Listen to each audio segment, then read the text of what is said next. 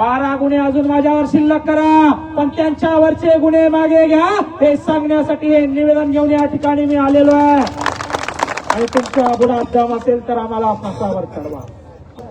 आपण तिकीट मागण्यासाठी आलोय का इथं? कोणाला तिकीट पाहिजे का?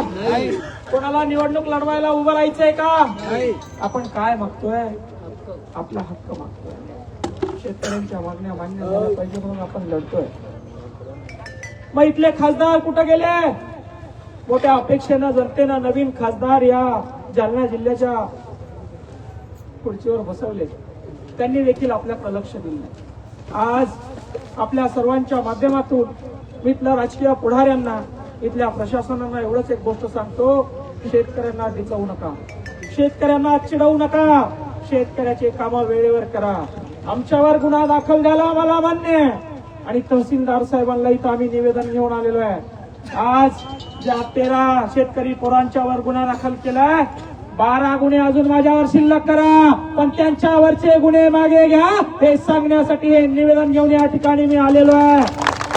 आणि तुमच्या बुडात दम असेल तर आम्हाला फासावर चढवा. आम्ही निधड्या छातीनं लढतोय, निर्भीडपणे लढतोय, शेतकऱ्यांसाठी लढतोय. याचा श्रेय आम्हाला कुठला घ्यायचं नाही, पण ज्या ज्या वेळी अन्याय होईल त्या त्यावेळी आम्ही समोर येईल.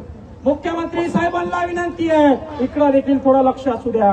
आणि त्या मित्तल कलेक्टरला मी सांगतो, त्यांनी गुन्हा दाखल करायला सांगितलाय. जर का शेतकऱ्याच्या वाट्याला गेला, जर का शेतकऱ्याच्या कमरडा मोडण्याचं काम केलं तर उद्याचं आंदोलन हे त्या कलेक्टर ऑफिस मध्ये मित्तल मॅडमच्या दालनामध्ये होईल. हे आज या ठिकाणी मी जाहीर करतो. आणि आपल्या सर्वांच्या वतीनं तिथल्या तहसीलदारांना विनंती करतो की आमचं हे निवेदन आपण स्वीकारावं आणि आमच्यावर झालेल्या अन्यायाला या ठिकाणी आपण थांबवावं. न्यायदेवतेला या ठिकाणी आपण गुहार केलेली आहे. इथल्या प्रशासनाला देखील आपण गुहार करतोय की शेतकऱ्यांवर होणारा अन्याय तात्काळ थांबवा, शेतकऱ्यांचे थांबवलेले मस्टर तात्काळ सुरू करा. पुन्हा जर का उपोषण करण्याचं काम पडलं, पुन्हा जर का आम्ही इथं उपोषणाला बसलो तर ते उपोषण आंदोलन शांततेत होणार नाही, त्याचा उद्रेक झाल्याशिवाय राहणार नाही. हे आपण या ठिकाणी लक्षात घेतलं पाहिजे. आणि भोकरदनमध्ये पडलेली ही पहिली ठिणगी आहे. या भोकरदनचा, या जालन्याची पडलेली ही ठिणगी पूर्ण मराठवाड्यामध्ये, पूर्ण महाराष्ट्रात गेल्याशिवाय राहणार नाही. आणि आज या माध्यमातून प्रत्येक मराठी तरुणाला, महाराष्ट्राच्या प्रत्येक शेतकऱ्याच्या तरुणाला माझं आव्हान आहे, अरे उठा, जागे व्हा, यांच्या मागे पळू नका. स्वतःच्या वापरासाठी प्रत्येक अधिकाऱ्याच्या टेबलावर प्रश्न विचारायला शिका. तुमच्याकडे मोबाईल आहे, भ्रष्टाचार अधिकारी पैसा मागत असेल तर त्याचं लाईव्ह करा, त्याला उघडं पडा. आणि अशी सिस्टम ही सुधारल्याशिवाय राहणार नाही. सरकार याला जबाबदार नाहीये. आपण शांत बसलोय, आपण सहन करतोय, म्हणून आपण या ठिकाणी जबाबदार आहे. पुन्हा एकदा मी आपल्या सर्वांचे या ठिकाणी धन्यवाद व्यक्त करतो की आपण या उद्रेक मोर्चामध्ये, अन्याय मोर्चामध्ये सामील झाला आणि या प्रशासनाचे डोळे उघडण्याचे काम या ठिकाणी आपण केले.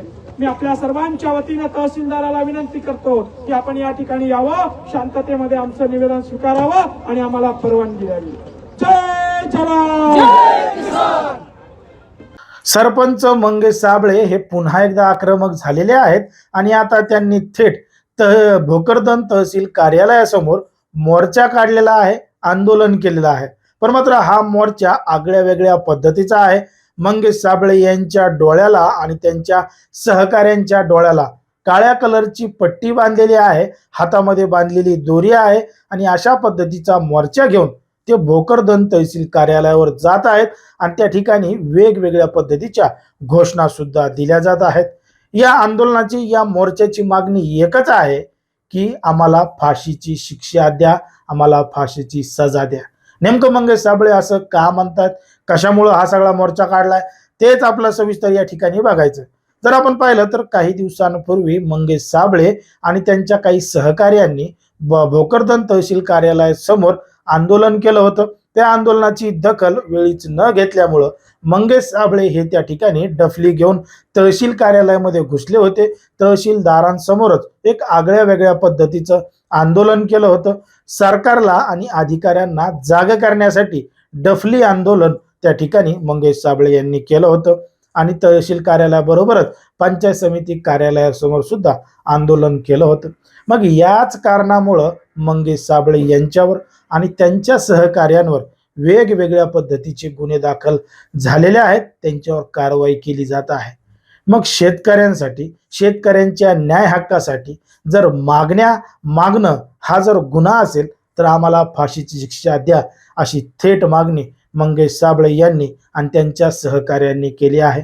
एकीकडे मंगेश साबळे हे शेतकऱ्यांसाठी, कष्टकऱ्यांसाठी आवाज उठवत असतात, त्यांच्या न्याय हक्कासाठी लढत असतात, वेगवेगळ्या पद्धतीचे आंदोलन, उपोषण सुद्धा करत असतात. मग सरकारला जर सरळ भाषेत समजत नसेल, त्यासाठी वेगळा मार्ग निवडण्याचं काम मंगेश साबळे करतात आणि त्यांच्या आंदोलनातून, त्यांच्या याच्यातून लोकांना न्याय मिळतो, म्हणून मंगेश साबळे यांना मोठा पाठिंबा मिळतो.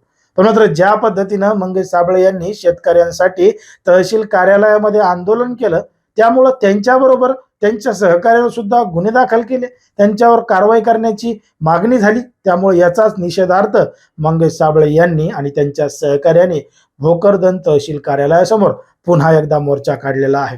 आता या मंगेश साबळे यांच्या मोर्चाला तुमचा पाठिंबा आहे का, हे अगदी स्पष्टपणे कमेंटमध्ये सांगा. आणि अशाच पद्धतीचे नवनवीन व्हिडिओ पाहण्यासाठी आपल्या चॅनलला लगेच सबस्क्राईब करायला सुद्धा विसरू नका.